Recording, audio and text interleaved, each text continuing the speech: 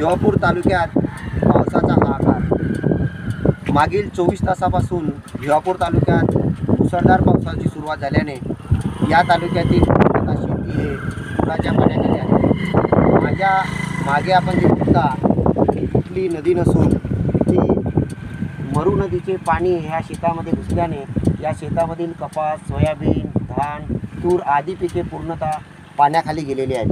शेतकऱ्याचे प्रचंड नुकसान झालेले आहे।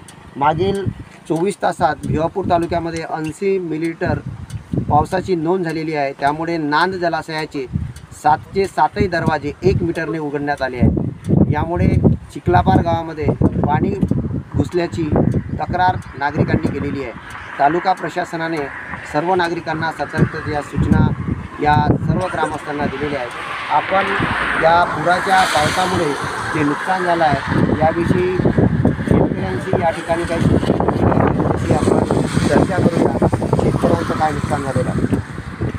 आपला धान पुरानं वाद गेला मोरू नदीच्या पुरानं धान वाद गेला आहे। सोयाबीन बी पाण्यामध्ये बुडून आहे कालपासून आणि पराठीची बी नुकसान आहे आपल्यावाली 4 बॅगची।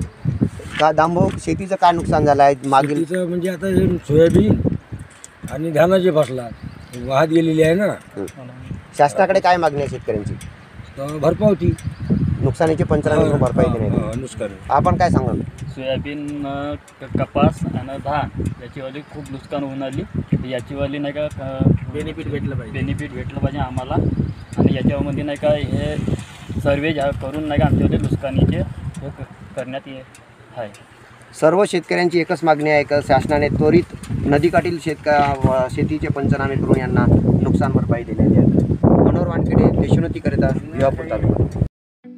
ठळक घडामोडींसाठी देशोन्नती न्यूज चॅनलला सबस्क्राईब करा आणि बेल आयकॉन प्रेस करा। मुंबई, पुणे, नागपूर, मराठवाडा असो का विदर्भ, राजकीय, सामाजिक, शैक्षणिक क्षेत्र असो का क्रीडा, सर्वच घडामोडीचे विश्लेषण पाहायला विसरू नका। फक्त देशोन्नती न्यूजवर।